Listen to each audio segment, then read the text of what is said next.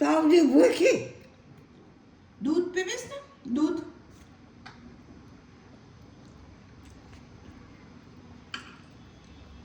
સારું છે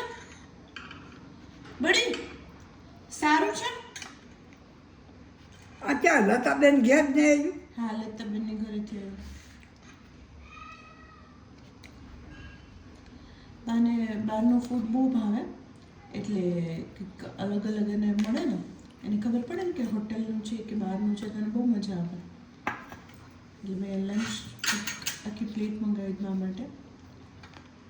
અને કેવા એન્જોય કરે છે ફૂડ જો સારું છે ને બડી સારું છે ને ભાવે છે ને આ ફરાળ કરવાની દૂધ પીસ પછી દૂધ દૂધ